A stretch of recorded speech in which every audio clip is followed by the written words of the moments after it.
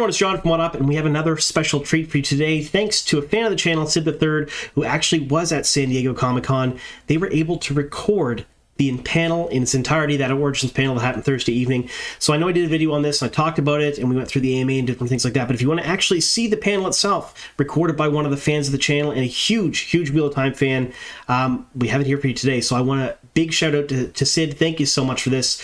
It's really appreciated by myself and the entire fandom. I can't wait for everyone to see this because the panel itself was really cool. I regret not being there. Unfortunately, it's pretty far away, and I know this is the case for a lot of other people too. So again, thank you so very much for this. And I've left a link to Sid's Twitter handle down below in the description box. If you folks want to follow Sid, interact with them on Wheel of Time stuff. They're a member of Twitter Time, and they really do enjoy the Wheel of Time. And they were that dedicated to the show and that dedicated to the fans of the series that they were in the panel 4 hours prior to it starts to have a good seat so they can actually film and take some video. So yeah. Huge shout out to them. Thank you so very much for that. And again, please follow them over on Twitter.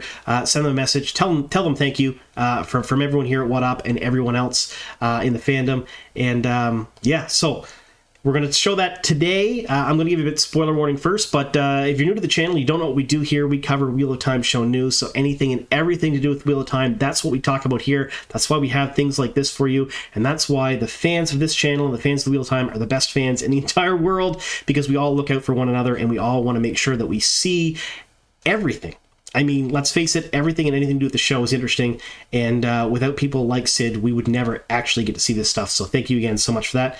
And we're going to show that right after the spoiler warning. So spoiler warning, in this video, we're showcasing the panel, the Origins panel that was at San Diego Comic-Con Thursday evening. So we're going to ruin certain parts of the first 3 books of the Wheel of Time series by Robert Jordan. That's The Eye of the World, The Great Hunt, and The Dragon Reborn, as well as there's spoilers for the second season of the show. So if you haven't seen the first season and you want to know nothing about the second season, this is probably not the video for you. But you've been warned, spoilers abound, and the rest of the video.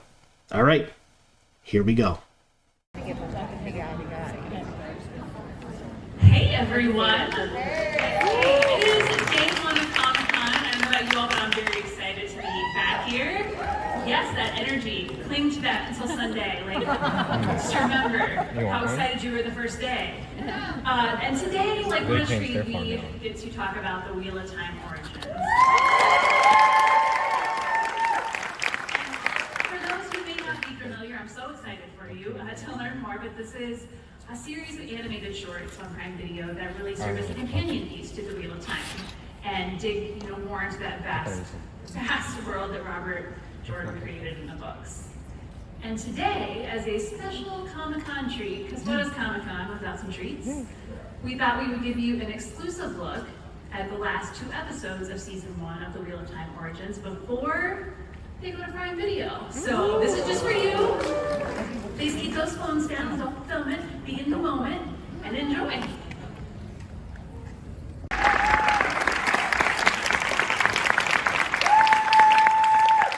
Love that energy. Yes, please give those shorts another round of applause, because oh my God.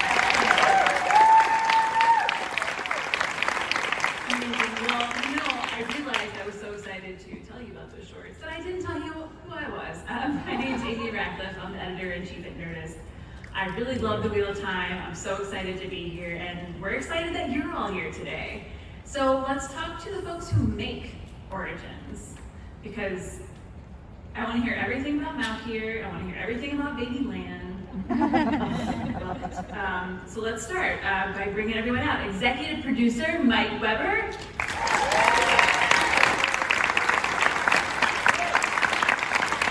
Executive producer and showrunner Rafe Judkins.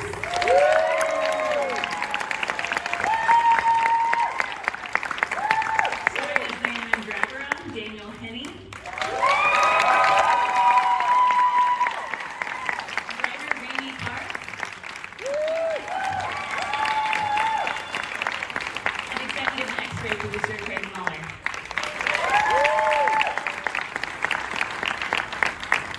Hi everyone, thank you for being here with us today. Craig, hi. Hi. I'm not even letting you get settled and I'm starting with you. Oh, you're good. Okay, good. So fans of Wheel of Time really seem to love these these episodes that are available on X-Ray, and it's easy to see why. And there's always been like a lot of content available on X-Ray, but this series, these animated shorts, like they're just a great complement to the main series. They seem like they were made for X-Ray. So what is X-Ray, first of all, for anyone who doesn't know, and why is it important for X-Ray to like have this space for Prime Video? Yeah, absolutely. It's like X-Ray it's really hard to even try to summarize it in one thing because it is a constant evolution. It's something that we try to make unique for every single show, and Wheel of Time being one of those. We wanted it to be something that fans would be able to go into each episode, be able to not only find talent and things like that, but I was able to work with such an amazing creative team that wanted to be able to take Robert Jordan's world and try to make it as expansive as possible. Not only for the fans who've been, reading these books for years, but also fans who are new. So that's why it's important for the Prime Video customers, but also just the creators to be able to know that this is many different stories. I love it. Yeah, I don't know if you all noticed, but Robert Jordan left a lot of source material that maybe you cannot fit all into a TV series. Which Rafe says this up perfectly. It is such an expansive world that it seems a little daunting to adapt for television, but Origins gives you another outlet to tell some of these histories, some of these stories. Does that kind of give you, I guess, comfort as you work to try to bring Robert Jordan's vision to life, that you can have this additional outlet to dig into? Yeah, it's great for us because we're adapting 14 books, thousands and thousands of pages. There's no way to mine everything that's in there into 8-episode seasons. And so to be able to have this, where we can do something that is really true to the books, and people, Sarah Nakamura, our book expert, is just in there all the time. We're really trying as hard as we can with the Origins to bring everything from the books to life as faithfully as we possibly can. And so to be able to do that in conjunction with the show, it's amazing for fans of the books to be able to see, the story brought to life exactly as it is, but it's also great for new fans of the show to go back and learn about these things of what is Lan's origin. I've heard the story in episode 7. And now they get to see that story brought to life. Oh, I've seen the Blight in episode 8. I've heard about what it means to move Malkier, and you can go onto this and see the background behind that, sort of like as if you were a book reader yourself. Well, yeah, that ties to my next question, which is how do you decide which stories to tell in Origins? Well, it's a lot of the stuff that we can't get into the show, and a lot of that comes from Rammy, Craig, Mike, building this world of how do we tell the stories beyond the show? What are the right stories to tell? And I think they do such a beautiful job of bringing those stories to life. And each of the Origins episodes we have for season 1 tells you something about the show. It gives you a depth of information that is provided in a more shallow level in the show. And you can really see the roots and the heart behind it with the Origins. So yeah, would you say that it really helps you, does Origins help you build out what you envision when you bring this world to life? Yeah, absolutely. It really brings the background of the show to life, and everyone should be watching them. If they're not watching them, they should be watching them. Yes, you should. They're great. That's a tangent. I'll stay focused, Amy. Mike, you're an executive producer on the Wheel of Time, the main series, and also Origins, which amazing. What was most exciting to you about this opportunity to create additional content, and why was X-Ray the perfect way to do it? Well, the X-Ray, function for Amazon was so cool before, because you could always sort of stop something you're watching, have a drop-down menu, come down and find out who that actor was, or who's directing, and sort of have a deeper dive into whatever show you were watching. And when we first started, in the very early stages of Wheel of Time, Rafe and I had all this amazing concept art.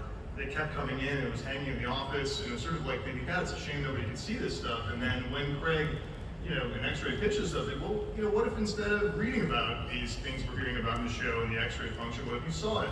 And then we said, well, what if it moved? And then what if it, and we just kept pushing it with Amazon's support, and we ended up with these great animated shorts. And working in animation is amazing because, you know, you read something on the page and you think immediately, okay, this can be what exactly is the final product, and you don't have to think about, God, can we afford to build that? You know, can we cast 100 extras in amazing helmets and costumes to kneel down just for 5 seconds? So, you know, having this ability to work in this sort of add-on additional space was a real joy. So I loved it. Yeah, you can make the 7 towers without having to like make the 7 towers, which I absolutely counted because I was really excited to see them. So Mike, then how does creating content for X-Ray differ than making content for the Wheel of Time, the main series? I mean, you can just pick little small snippets, and they don't have to be interwoven and work within the meticulously crafted main season that Rafe and the other writers have done, because we can just sort of do these, you know, short form snippets that I think fans will really appreciate. That, like Rafe said, the main show just doesn't have time to, you know, spend a 10-minute flashback going back somewhere or something like it. So it's giving the fans that ability to, you know, immerse themselves in the Wheel of Time world they've read about, and without being shortchanged. Yeah, I really respect that you've all found a way to have those super nerdy book moments for fans to be like, oh, this is here. Anyway, it's exciting. Thank you. I'm just a huge fangirl. I don't put it in. I'll take that. Well, of you, but also the series. I mean, that's exciting. So we got to see Lan in quite a different way in the episodes we just saw, and I'm curious, what can you tell us about the process for that and the technology and how you brought that performance to life? I can't take much credit. I was in conversations with Mike about 6 months ago, and he kind of proposed the idea of being involved, and I do feel some sort of ownership over the land we've created in the show. So anything that goes out with him, I want to be involved. And then as soon as I saw some of the concept art and saw what they were doing, you know, I was floored. And it's such a cool sort of gritty, guttural, dark look at the Wheel of Time, and to be able to tell the story of Maquier, and just to have this even as an actor was such a valuable thing for me. I jumped at the chance.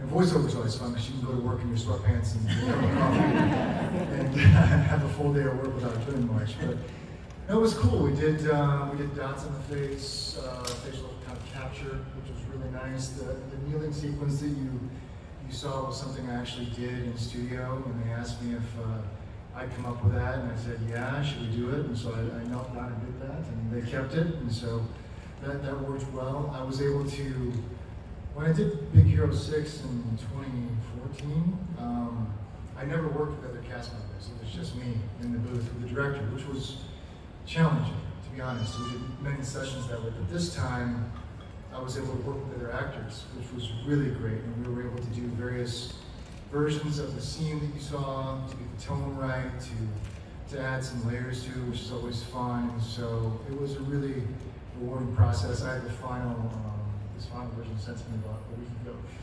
and screened it at home in Michigan, and it was pretty cool. So we're super pumped about it. I love that. And you know, I know you looked into Lan's backstory a lot, and you bring a lot of that to the screen in the main series, but having done this, seen the shorts, does that impact how you think of Lan or how you play him going forward?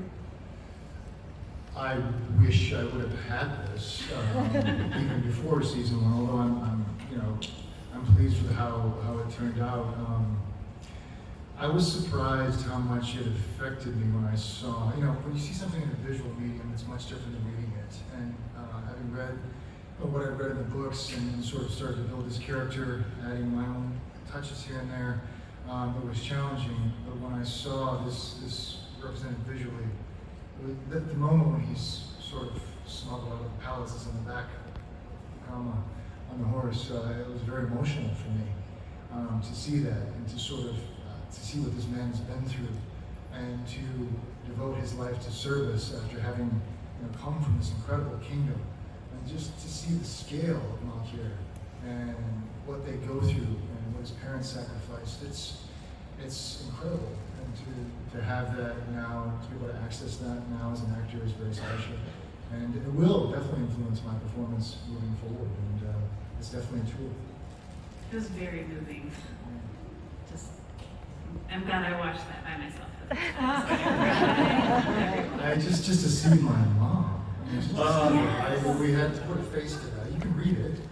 I've sent 50 emails about Land's mom. I'm like, can we cast this woman in the show? Like, she doesn't exist. She doesn't exist. Maybe she does. Who knows?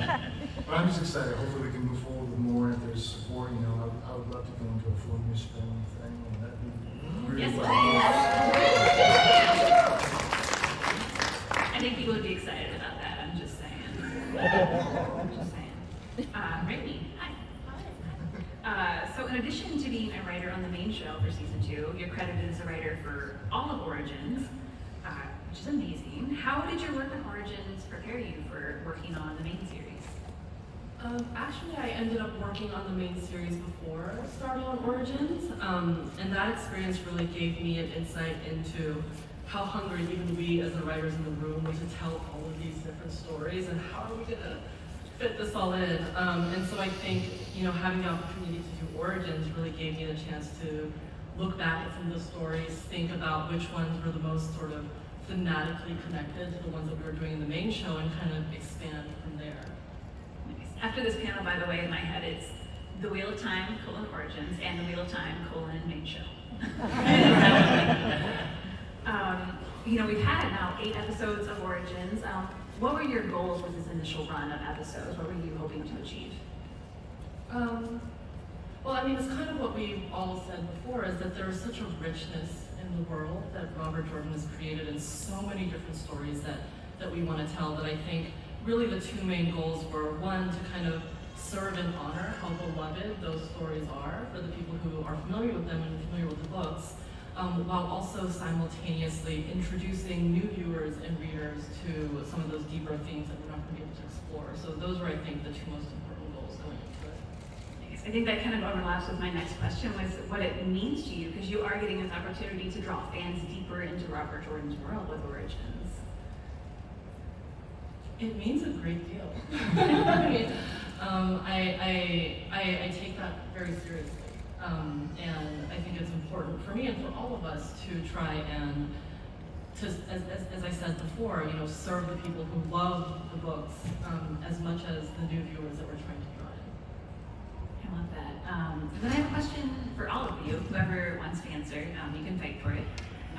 For all of you, what are some of your favorite episodes, or your favorite episode of Origins, and why? Have I mentioned Land's mom? I'm just saying, you have a lot of power, probably, so you could pull some strings. Yeah. I want to go to the Ogier Grove personally. I could watch an entire, 3-hour movie of just like tree singing and that whole environment. So that's just my personal. Could you imagine meditating in the Ogier Grove? I think we should come out with an Amazon Prime app. You're here first. Yeah. Yes, please, sign me up. Also, do you foresee doing more stories like this in future seasons of The Wheel of Time? Right. Oh yeah. I mean, it's been an absolute privilege being able to be in this position to kind of help create some of these contents, and I don't see it ever ending. Honestly, as long as the show goes on, we will continue to make origin stories. Woo. Yes.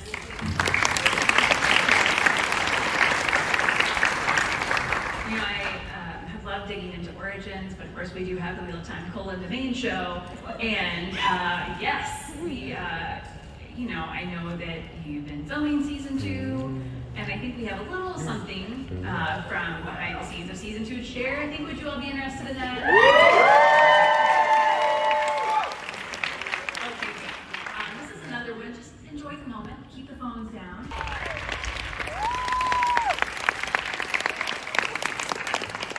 So good. I told Rafe before the panel after I watched it, I'm like, you put some things in there. You put some things in there. So, what better timing? We would love to take questions from y'all, and there's a microphone here. If you want to come and queue up and ask any questions about anything, including, I have a lot of questions about what we just saw, but... Hi, Sid. How are you doing? Please go ahead. I'm doing very well. What's your name and what's your question? My name is Sid. My question is, you have spoken about Origins as it is like this mandatory supplement for show watchers. Do you feel like if a scene is covered in Origins that we probably won't see it in the main show? I think that's a good question. I feel like not necessarily 100%. I know there's some things in Origins that I'll be cryptic, but could make their way into the main show. But I think that what we try to view it is background information that's important for this season, these episodes that you're watching now, and that most of them probably we can't, I truly wish we could build bulkier and hire an outfit, but that is not affordable for that amount of screen I time. was actually told we were doing Certainly. Daniel, we'll get there. We'll do it for sure. No, that's how we view it, though. It's not necessary that it will never be there, but these are the supplements we want people to see that really understand the story. Well, they're fantastic. Thank you so much. Thank you for your question. Hi, what's your name and what's your question? Hi, my name is Sharissa, and this question is for Daniel. My question is, what has been challenging or your favorite thing to play your character land on the series? Honestly, I think I spoke about this before, but I really wanted to make sure that we maintain a sense of dry humor with him. I know that was very important for the fans and myself as well, and I'm always trying to find little pieces of humor for him to lean into. I think it makes the dramatic moments work better if you know that he's got this sort of dry, humorous thoughts in his head at times. I know in the book, of course, he refers to Rand as a sheep herder, and we've lost some of that in the show. I want to try to bring that out as much as possible. The challenging things have been the action stuff. I've done quite a bit in my career, but what they asked us to do for Wheel of Time is really next level. Fortunately, for season 1, we had enough time to practice and to get into it. Season 2 was a little more challenging. COVID's been a big challenge, how to sort of navigate the COVID waters with fighting and being close physically. But I've learned a lot with him, and he's taught me a lot. So it's the challenging moments now are not scary. They're a challenge, that's all they are. Yes, thank you for your question. Thank you. I'm also glad you mentioned Dan's dry humor, because from the first episode where he gives Maureen a hard time about the water could be warmer. Come on. Hey, what's your name and what's your question? My name's Katie, and if you were to make another Origins episode for season 1 and/or an episode for season 2 of The Wheel of Time, what would it be about? For anyone on panel. Raven? I don't know how much I'm allowed to Maybe you should just answer the season 1. What would you have done? Oh, wow. That's a really hard question because there's so much that we could delve into. I think there are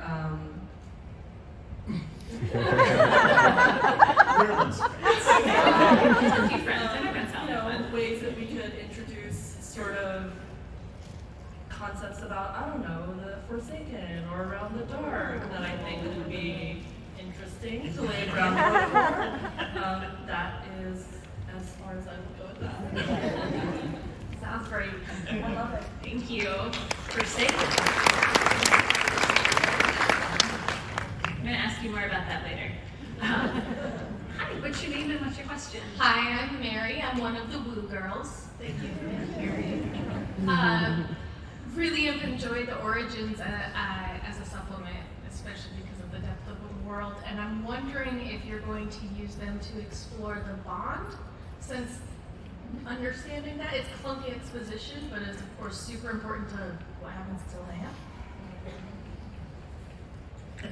I can go for that. I think the truth is we even go deeper on that in the main show, Wheel of Time, in the main show, in season 2. I think it's one of the most unique elements of the Wheel of Time book series, and it's something we've always leaned into in the show, and I feel like people really respond to it. You know, being someone's warder, being someone's Aes Sedai is now becoming something people talk about. And I think that just goes to show how unique it is and how special it is. So it's something, well, I'd always love to see more of it in Origins, but we definitely explore it very deeply in season 2 of The Wheel of Time. Thank you.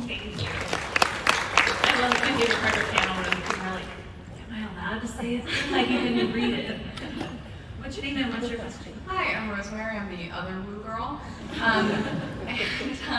I've been reading The Wheel of Time since I was about 10, and it's been a huge thing. And one of the big things that I loved as a teenager when the internet was finding its footing was the fan communities, and Dragon was a big one. I was part of Wapmania back in the day. Me too.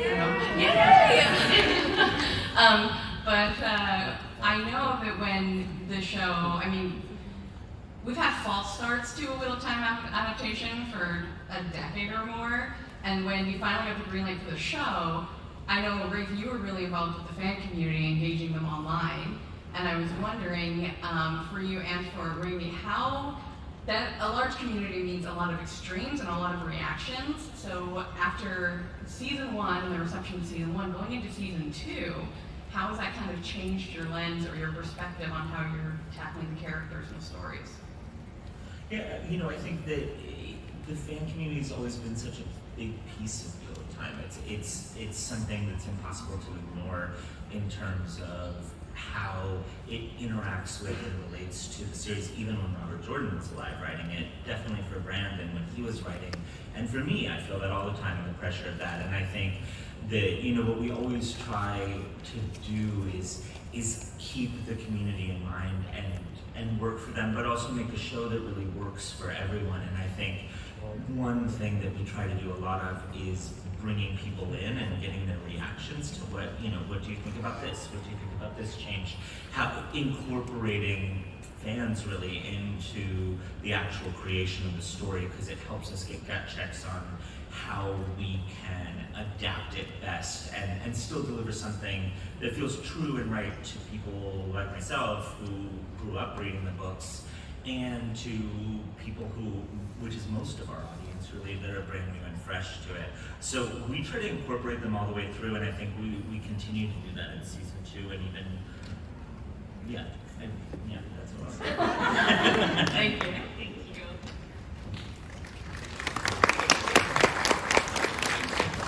Tell us your name and your question. Hi, my name is Michael, and I was curious if you could talk about how the existence of Origin affects the writing process of the main series. If knowing you have this supplement causes you to steer away from or into certain of the deeper elements, and if the warm reception to Origins has affected that process going into season 2. I'm answering all the questions, I'm sorry. But the way it affects the main show really is, I don't think we can ever think of it as something that people need to have watched in order to understand the main show, because then we're losing people who can't figure out how to click through to Origins. And you want the show itself to be welcoming to as many people as possible. However, the deepening of it is what I really view as the value, and what Rammy and Craig and Mike have done such a great job with, is that it does feel like if you dive into those origins, you understand the show better. You can come back to scenes that are specific in the show that have been brought out and exposed more in Origins. So, I would love it if everyone was watching Origins, because I think it adds so much to the show. But we'll always make the show that you can just watch it and hopefully understand it on its own. Thank you. Yes, everybody watch Origins. What are you waiting for? Hi, what's your name and your, first of all, your hair's great. Thank you. You're welcome. What's your name and your question? For some reason, I've been going blue a lot this year. I don't know why. It's very good. Thank you. I'm Karen, and I first wanted to say I work in development, and just wanted to say thank you for the thoughtfulness and the depth of this adaptation process. So I'm watching it with a lot of sort of fascination, and I just love the work that you're doing, all of you are doing to adapt and not just reproduce. And I think it's really well done. Thank you so much. And I was actually going to ask that question, so I've just come up with a brand new one, which is, what does it mean that Origins is now coming out solo? rather than with season 2? How does that change how you approach and promote it, and what that says about Amazon's support? And also, when is season 2 coming?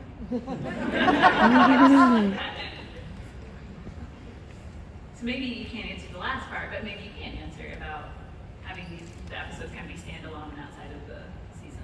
Yeah, I think having them stand alone outside the season, on being able to, it was actually because of the fan community that really led us to explore being able to take them out of X-Ray and have them on like the main page of the show, and because we want to make it more accessible, and we're looking at new ways of being able to do that. And I think what we're hoping to explore is this kind of world of being able to share this content in that form on that page, so that as we get closer and closer to new seasons, you have context, you have little bits that Rafe and Rammy and the team want to come up with, and that's what our team's here for, is to really be able to find ways to engage the community and be able to bring new content to a different light. Are you seeing it as show promo, or something in its own right? It is, kind of a hard question, just because of it is definitely a way to promote the show, but I think that it can be kind of its own thing, but it will always live under that Wheel of Time umbrella. Thank you. Thank you for your question. Hey, how are you? Tell us your name and your question. Hi, my name is Scott. First, Rafe, thank you very much for taking on this show. The book series means a lot to me, and to take on something so monumental and get it started and get the ball rolling, it's really awesome. It's incredible. So thanks for doing this Journey to the Wheel. It's cool. My question's for you and Daniel, kind of.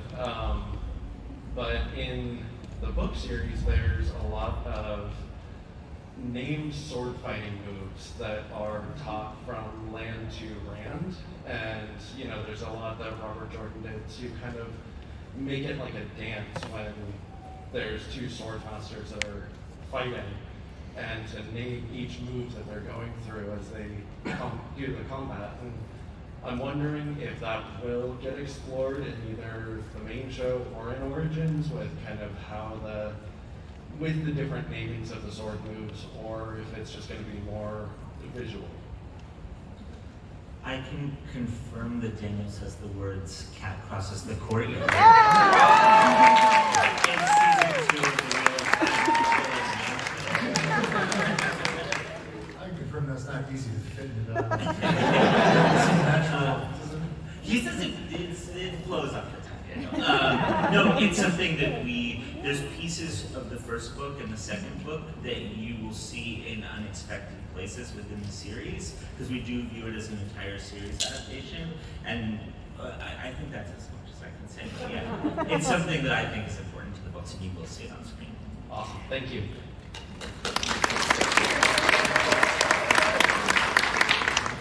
Hey, what's your name and your question? My name's Camry. This question is mostly for Daniel. So we were talking earlier, you said something about the dry humor that comes in the first couple series or books. Are you looking forward to developing that character more, especially when, I don't want to give spoilers away, but when he's just completely down and out and having to deal with everything there? I could just tell you, he's been the biggest challenge of my life as an actor to play up thus far. We took some pretty big swings, even season 1 with Land, and of course with the warning of Stephen's death is a big swing, and I think he was pretty low at that point. He can go lower. You're gonna have to? Yeah, gonna have to. The simple answer is yes. It's always exciting to take on those challenges. There's a lot more in the well, and our fantastic team does. Our writers do an amazing job of talking to us beforehand about what we're going to face as actors on the day. We generally will have months, if not more than that, to prepare for scenes like that. So I'm up for the challenge. It's also very helpful that we are based in Prague, and once we're over there, you're completely immersed in the Wheel of Time world, which is really helpful as actors as well. So the answer to your question is yes. Thank you. Looking forward to it. Yeah.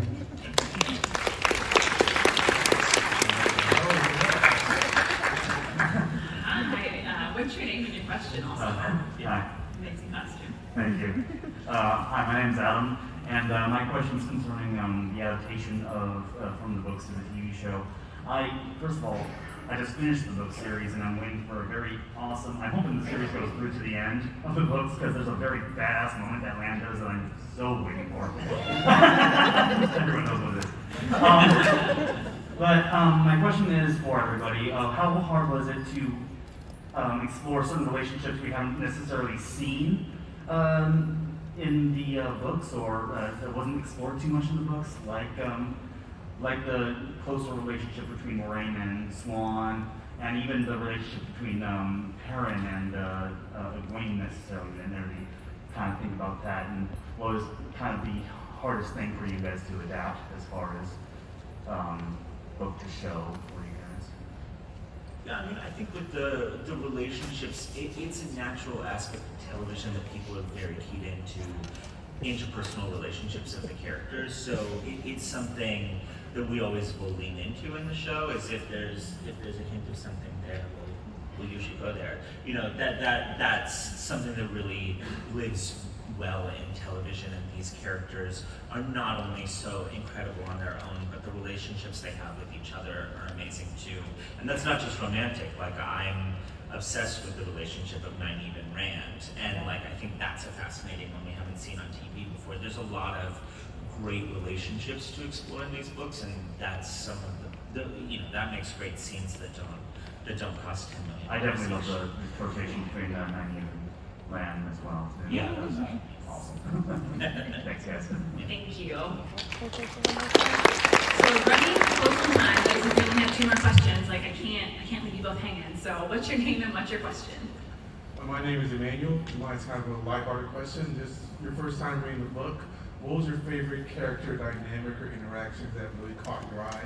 Not necessarily that will make it into the series, but just that you really enjoyed reading through it. Who wants to go? Daniel? Do you have like Mike? Favorite character? I mean, for me, it's Rand and Lan. I mean, that's something I'm very much looking forward to exploring from Lan's perspective and spending more time with Yosha. I can't wait for our scenes together and the road we get to travel together. So yeah, that's my favorite. Outside of Moraine and Lan, Nynaeve and Lan. Any other characters you like? I like Tam and Rand.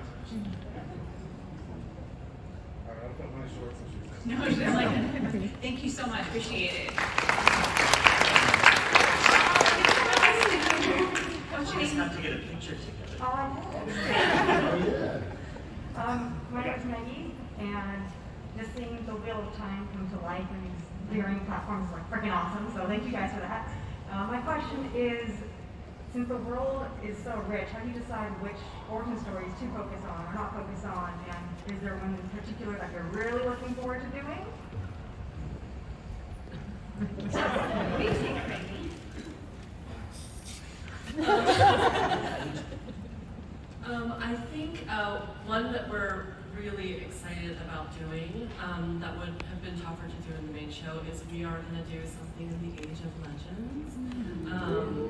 Can't say more than that, but I'm pretty excited to share that one. That's very exciting. So that is all we have time for today. However, Rafe, hi. I think you might have we have a lot of awesome Wheel of Time fans here. You all are clearly fans of the series. So I think you might have some good news to share. I do have good news to share. We, I guess this will be the first real announcement that Amazon has officially picked up Wheel of Time for season 3.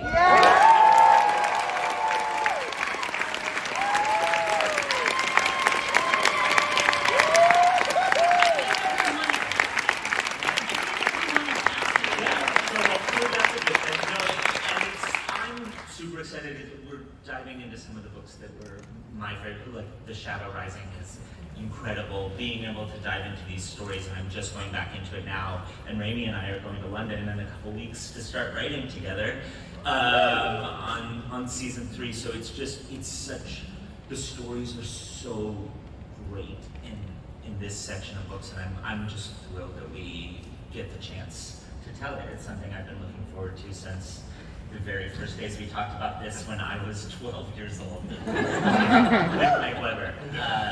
No, it's really incredible, and we're just so happy that Amazon believes in the show and is giving the resources to us to bring this thing to life. It's a huge honor to be able to do it. It's awesome. Well, we are all lucky as fans to have you all working on the show, and thank you all so much for being here today to celebrate the Wheel of Time origins and the Wheel of Time.